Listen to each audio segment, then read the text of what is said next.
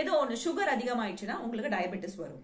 அதே மாதிரி சால்ட் அதிகமாச்சுன்னா உங்களுக்கு காலில் எடிமா வரும், ரீனல் எடிமா வரும்.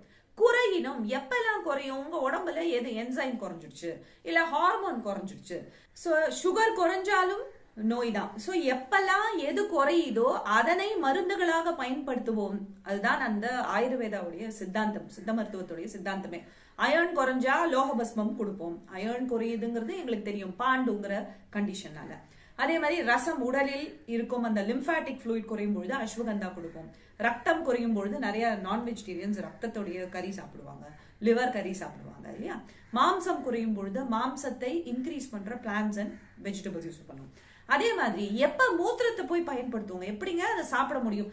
ரொம்ப கடினமான ஒரு விஷயம் தான். யாரும் அதை வந்து ஈஸியா அமிர்த மாதிரி இருக்கு, ஃபேண்டா மாதிரி இருக்குன்னு குடிக்கிறதுங்கிறது நடக்காத காரியம்.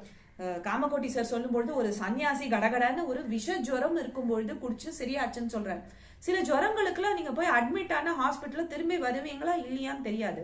அப்ப அந்த சன்னியாசிக்கு அந்த அறிவு இருந்து அவர் எடுத்துக்கொண்டு அவர் சரியானா அதுல இருக்கிற அறிவியலை கற்றுக்கொண்டு நம்மளும் கோவிட்ல எத்தனையோ அனாவசியமான மரணங்கள் ஏற்பட்டதே. அப்ப இந்த கோமூத்திரத்தை கொடுத்து பார்த்து அது உபயோகப்பட்டா அதனால நமக்கு என்ன லாஸ் ஆக போகுது இல்லையா?